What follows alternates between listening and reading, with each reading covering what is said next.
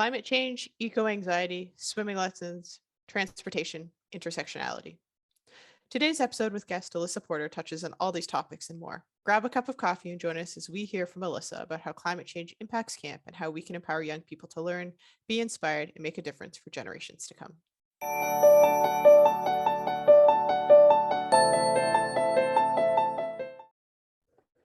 Welcome to Beyond Camp, where we explore the intersection of camp in our lives. For too long, camp professionals have referred to camp as being in a bubble. We're here to burst that bubble.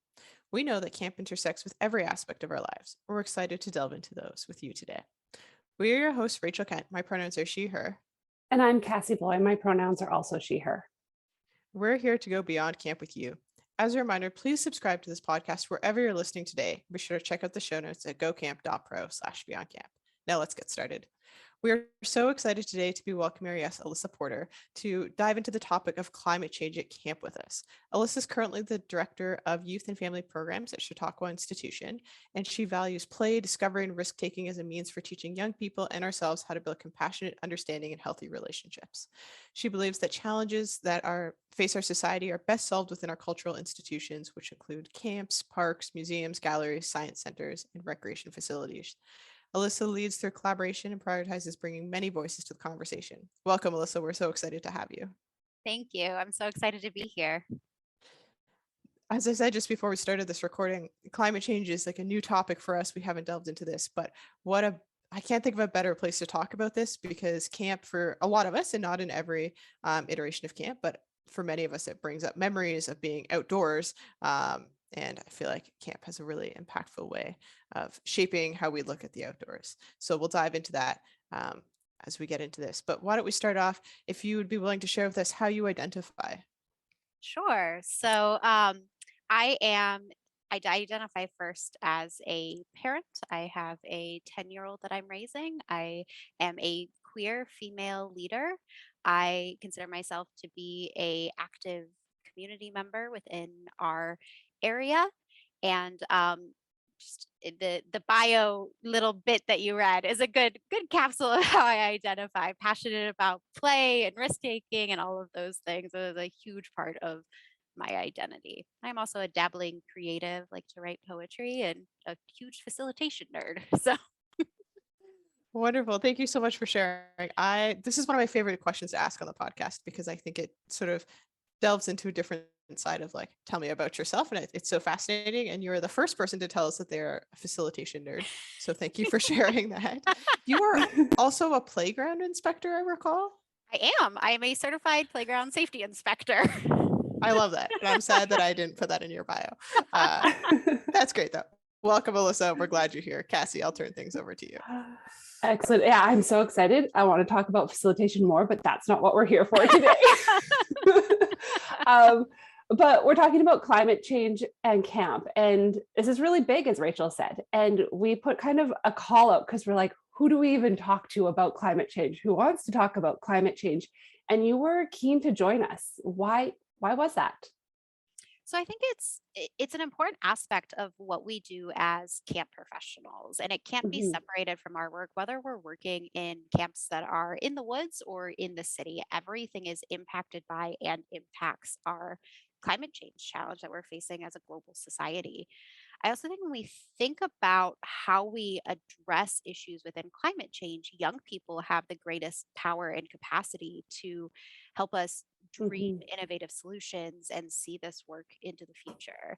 I also worked at the Great Lakes Science Center in Cleveland for a number of years early in my career, and we talked a lot about lake health being on Lake Erie and what does it look like to build sustainable cities with our middle school programs and things like that. So it's something I've always been passionate about. We also have an initiative here where we actually just brought on a new director of our climate change initiative at the Chautauqua Institution, and being able to work with him and tap into his expertise and understand a little bit more of the technical side of climate change has just been a continuous inspiration for me.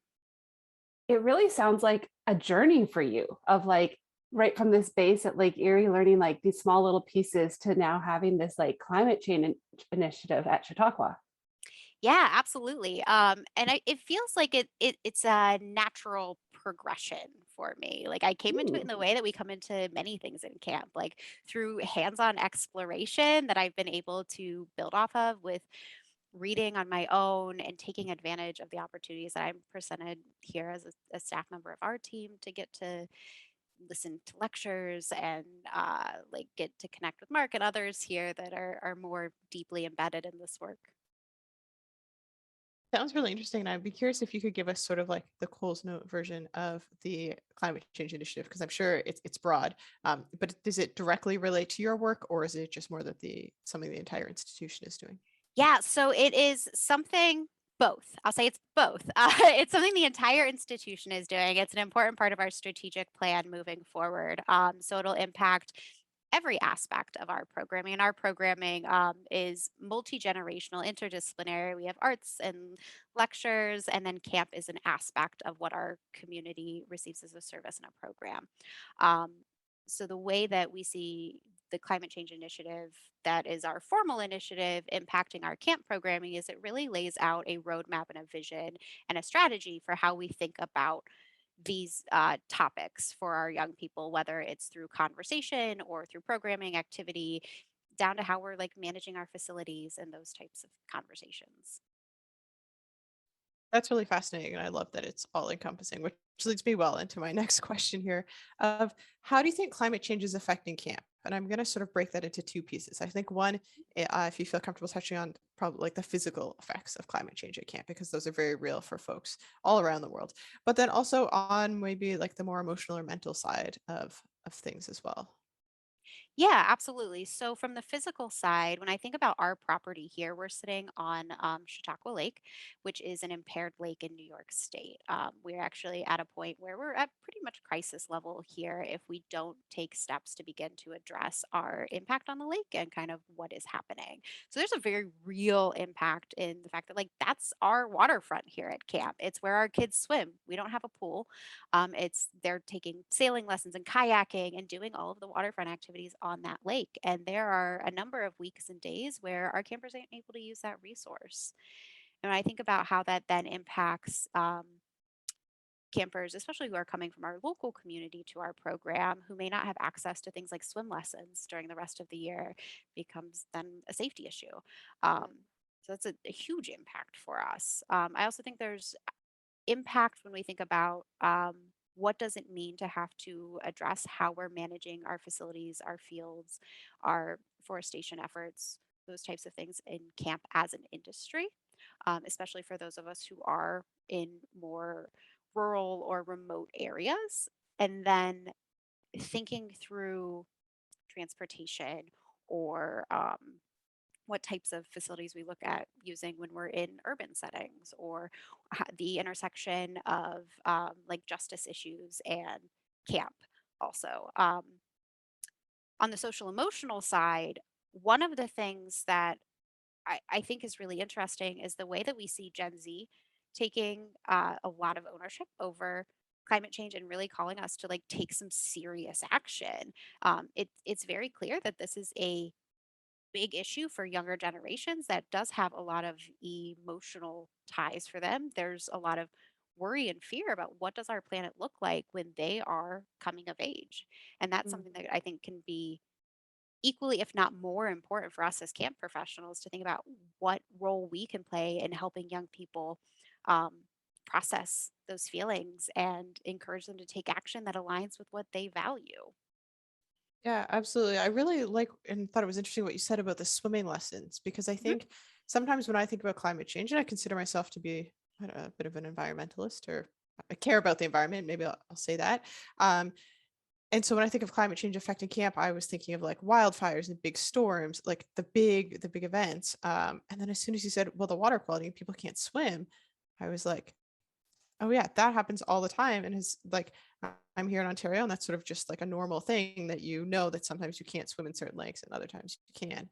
But that is such a direct connection to the impact of kids' lives and their ability to use recreation facilities that I hadn't considered. So thank you so much for making that connection for me. Yeah, absolutely. Yeah, it was just, I was like, and I think another thing that just kind of, I didn't even ever connect camp and climate change and like effects on the climate is the transportation. I was just like, right, we transport kids, or kids are driven to camp, and like, what kind of impact does that have? What changes can we make? Like, what can we do in that respect? And I'm just like, all of a sudden my brain's going, this is bigger than I think we thought it was. Yeah. One of the interesting things, I think there are areas where camps do that really well. When we think about like Mhm. bus routes and things that pull a ton of campers into one location. And then there are areas where we can definitely see improvement. I know that there are camps I've worked at, especially in our urban settings, where we just have long, long, long pickup lines of cars just like idling right near our waterfront or right in these areas where like we really need to be like decreasing the emissions we have going into the air. And it's not something I would have thought about when I was young, but it's definitely something that I'm thinking about now as we're trying to like piece through like every aspect of our operation here and what is the positive and negative impact on climate change. For sure. So we know now that this is a really big topic and it affects camp. I'm on that page now. Was there, but now I'm like really there. How do you talk about it at camp, and how do you make sure it's age appropriate for the kids and youth that you're talking about it with? Yeah, so as we come off the pandemic, this is definitely something that we're going to be looking at more intentionally than we have in the past, especially in the programs that I currently run. Um, we have had a nature program where we frequently are partnering with a local organization to help us find the staff that facilitate that program area. And we do talk about things like shore erosion and those types of activities as like a STEM initiative. What we're looking at moving forward is seeing how we can utilize community partners who can bring a little bit more of the technical side to those conversations. I think it's important that we encourage kids to just get excited about science, to want to discover, to want to ask their own questions and find answers or more questions. So I think there is a fear when we talk about anything that could be considered divisive, that when we're working with kids, we're going to say, like, this is what you should believe. And in reality, climate change is just about figuring out cause, impact, and what we as human beings can do to help address those issues. And I think camp is uniquely situated to do that in the way that we naturally run programming. I love that take on it. I'm just gonna, but Rachel, I can see her being like, I got something. I do. And Alyssa, this is just a question I thought of as Cassie was talking. So I'm going to throw this one at you. But I often hear the term of like eco anxiety, and kids and teens, especially young folks, like really being like, oh my goodness, the planet is literally burning in front of us. Is that something that you have run into where you like start talking about climate change and kids are just like overwhelmed? Is that something that's on your radar, or are you really just focusing on like getting kids excited about talking about science? And because like I think the cause and impact piece really breaks it down into like something super tangible, which is powerful. Yeah, so I think that it's definitely something that is in the back of mind for many young people kind of all the time. So it's something that definitely needs to stay on our radar. And I think the prep work that you do before you start the more serious or formal conversations around climate change is really important to giving young people the skills to be able to manage those feelings and process and cope with those feelings. So helping young people to understand that regardless of what topic we're talking about, if there's something important that you want to see the adults in your life or yourselves take action on as a collective, there are steps you can take. You can contact your local political leaders. You can start a letter writing campaign, fundraise for initiatives that may be able to put data collection systems into whatever aspect of your natural environment we're talking about. In our case, we're really focused on the lake right now. Um, there's also, I think it's important to help young people understand how to find more information on their own. While our young people are digital natives, that doesn't also necessarily often translate into being able to find really helpful, um, unbiased information. in the vast world that is the internet, and finding those experts that they can then reach out to on their own, who are often more than excited to talk to young people, can be really powerful. And it can take a young person from that feeling of hopelessness to feeling empowered. I think that that's a really important transition there, because I think sometimes it's easy with any issue, whether it be social justice, climate change, et cetera, that it's really easy, especially in the world of all this information, to feel hopeless. And having somebody who can guide you back to be like, okay, yeah, like those feelings are super valid, but here's things that we can do in our day-to-day lives. So I appreciate you touching on that, because I know that that's a common term that I see, especially on places like TikTok. Yep. Alrighty, Alyssa, this has been fantastic. We are so excited to continue to dive into this. We're going to take a quick break and we will be right back. From the people who brought you the Mid-States Camp Conference, ACA Illinois is thrilled to launch their new annual spring conference, Base Camp. Geared towards camp pros facing current industry challenges, this conference offers you the opportunity to interact with industry experts and network with other camp pros before heading back to camp for the summer. Save the date for Friday, April 22nd, 2022 for the Base Camp Spring Conference, and check out more event info at acail.org. All right, we are ready to dive back in and keep talking about camp and climate change and how it impacts us and how we're going to move forward through this. So Alyssa, how can camp equip the next generation of leaders? You talked a little bit about like their digital natives, but their ability to research might not be where it needs to be to get the right information. How can we better equip them to find what they need to find? Yeah, so it's interesting to think about that in relation to camps, because often we're thinking about camps, we're thinking about those of us who are out in remote areas who don't necessarily have technology as a part of our camp experience. But I think this is one of those areas where integration of technology or bringing in experts who are in university settings or other organizations that are near your location can be really helpful. Um, I also think there's an opportunity to connect with camps that are in other locations and do a sort of knowledge exchange. So when I think about the camps that I've worked in, ranging from Girl Scouts to the Science Center to where I am now, those are so vastly different experiences that give kids really unique opportunities. They're also often pulling from different local communities and demographics. So bringing in different skill sets and experiences is a really interesting way to help with that peer-to-peer learning that can be so powerful.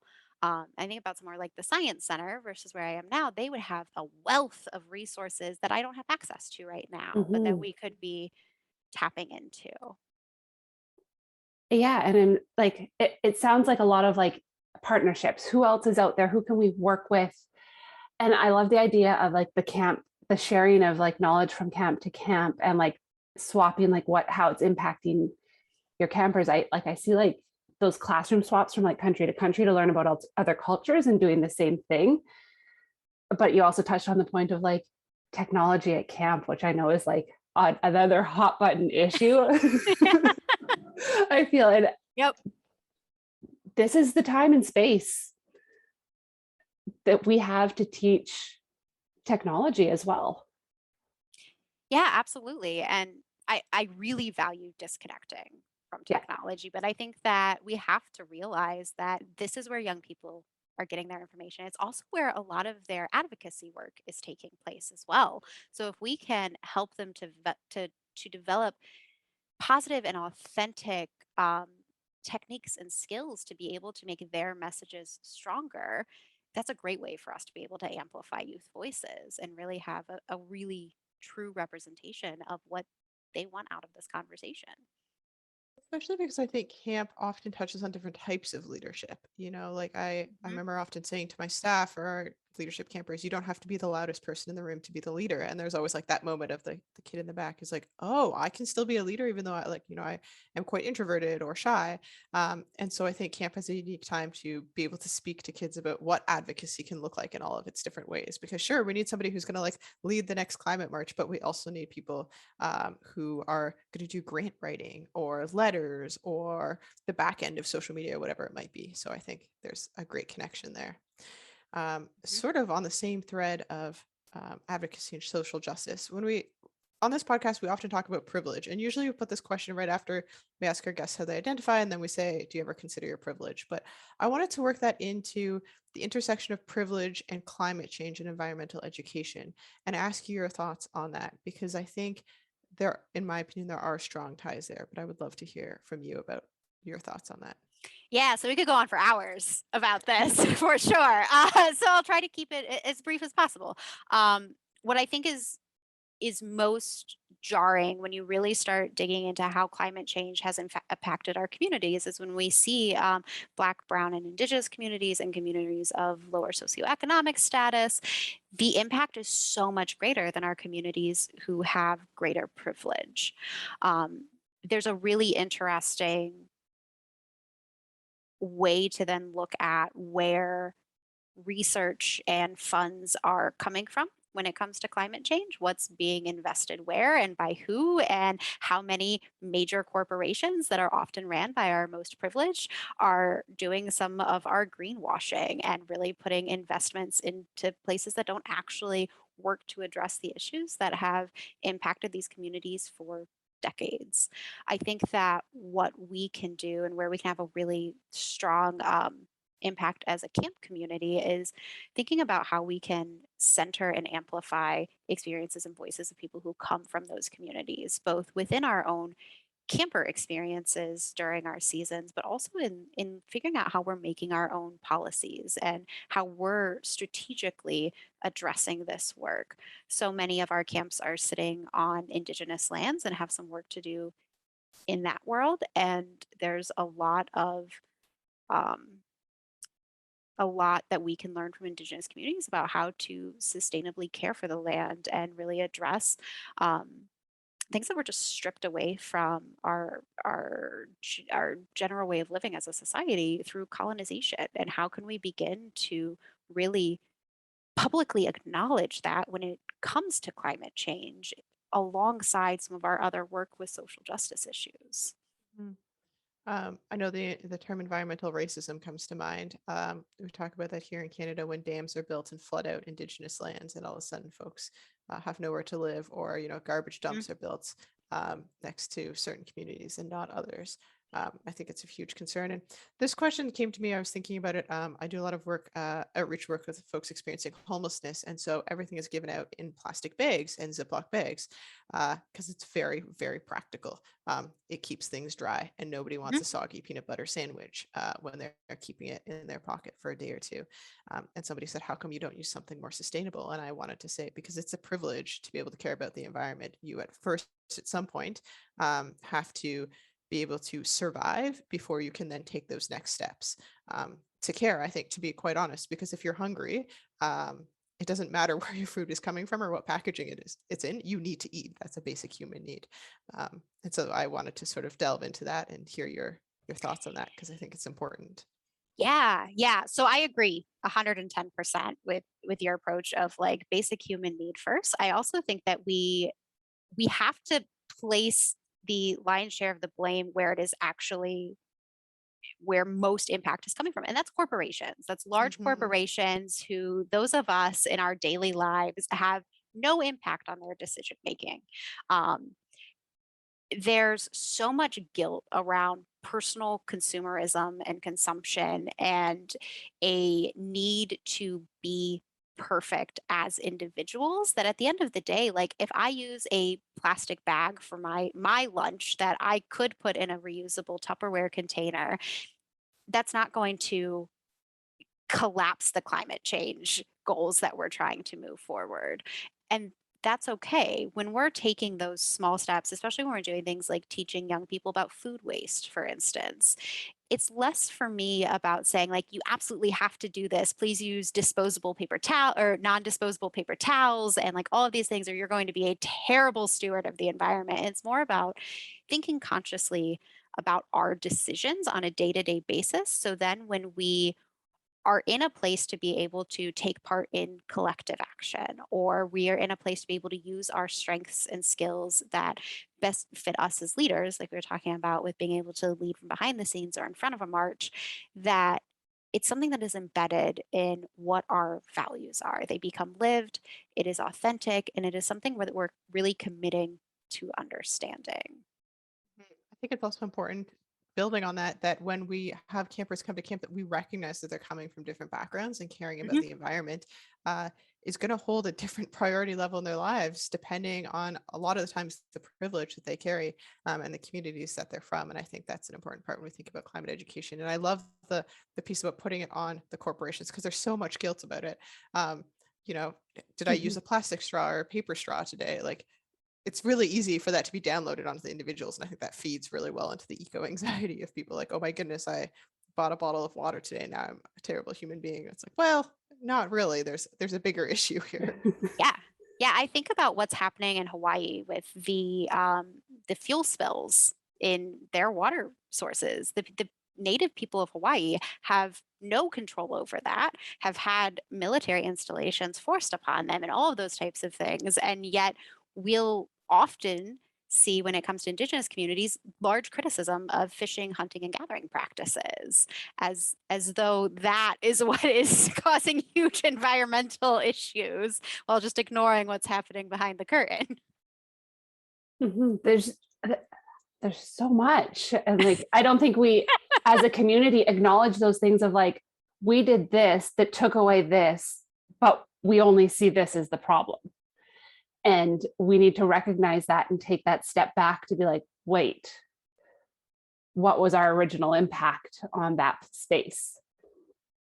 Yeah. But we were talking a little bit about like climate education and how that kind of correlates with everything. And but how can we, what steps can we take to bring that into camps? How can we get climate education and climate change discussions happening at more camps in a way that's, I'm going to add the word accessible in there, because for some folks with smaller programs and smaller budgets, certain things might not be accessible. Yeah, absolutely. And I think especially as we're looking at continued staffing shortages and impact of the pandemic, like that's going to Mhm. be a bigger issue than it would have been 5 years ago, um, for many camps. Um, I think that looking local is a great first place to start, because there are Mhm. probably experts right in your own backyard who would love to share their expertise. And Yeah. as much as we are able to, obviously, we want to compensate people for their time, especially when we're talking about that intersection of social justice issues and climate change and those kinds of efforts. Um, I also think young people themselves have great ideas and great places for us to start. And I'm using young people there really intentionally, because while we often think of programming as benefiting our campers, I think about our counselors who are young adults or teenagers, depending on the camp. Um, and they can be a phenomenal resource. I have a young person who's worked for us for a couple of years now, who's studying environmental science and has all of this fabulous wealth of knowledge she can share with campers, and she can develop programming that we would have never even thought about.